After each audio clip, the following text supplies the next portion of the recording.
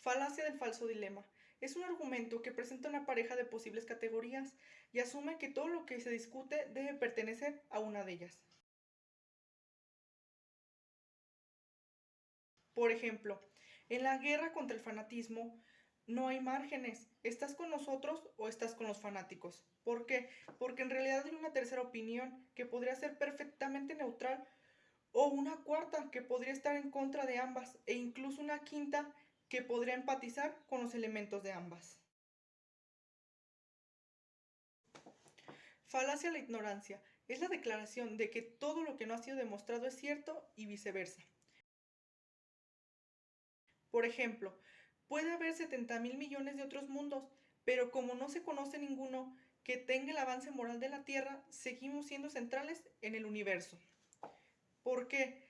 Esta impaciencia con la ambigüedad puede criticarse con la frase: la ausencia de la prueba no es prueba de ausencia. Esto quiere decir que aunque no la conozcamos, no sabemos si existe o no.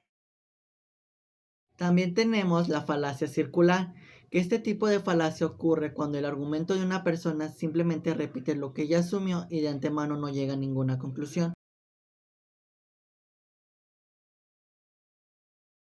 Por ejemplo, yo tengo la razón porque soy tu padre y los padres siempre tienen la razón. Ahora bien, les hablaré acerca de la falacia hombre de paja, que consiste en ridiculizar al exponente exagerando o tergiversando su argumento. Como por ejemplo, queremos fomentar el hábito saludable de la bicicleta para ir al trabajo. La persona en contra diría: ustedes lo que quieren es que la gente sufra accidentes y los atropellen, ya que es un medio de transporte poco seguro. Falacia. Apelación a la autoridad. Con este argumento se defiende una idea sin aportar razones, apelando simplemente a la autoridad de un experto, un científico, un artista o un personaje relevante, que había sostenido también esa idea. Por ello, esta falacia también se ha conocido como la expresión Magister Dixit, como dijo el maestro. Un ejemplo sería, el premio Nobel de Física ha dicho que su país debe gastar más dinero en armas para poder garantizar así la seguridad de sus ciudadanos. Ahí tienes una opinión muy válida que apoya mi punto de vista. Por el contrario, se apoya en las ideas de un experto científico que ha recibido un premio Nobel, aunque eso no justifica una opinión que no es científica sino política. Falacia populista o ad populum. Consiste en afirmar algo que es de la opinión favorable de la gente en lugar de presentar razones.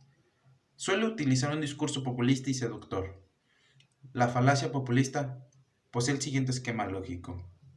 Está compuesto por una afirmación y además presenta un contexto emocional favorable para la mayoría.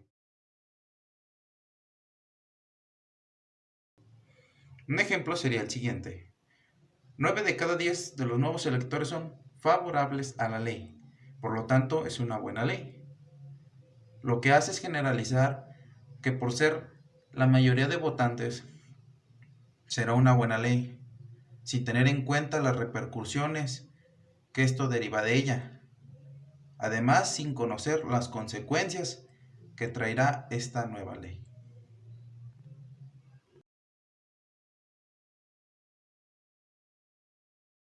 Falacia ad hominem.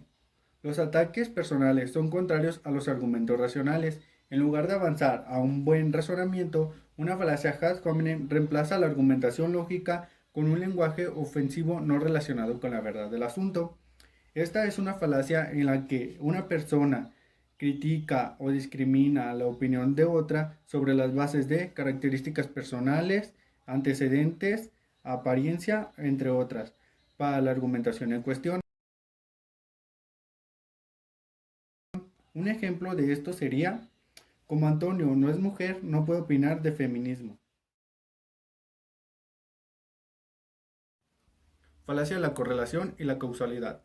La falacia causal se refiere a cualquier fallo lógico que se presenta al identificar una causa, es decir, cuando se concluye acerca de una causa sin evidencia suficiente para hacerlo.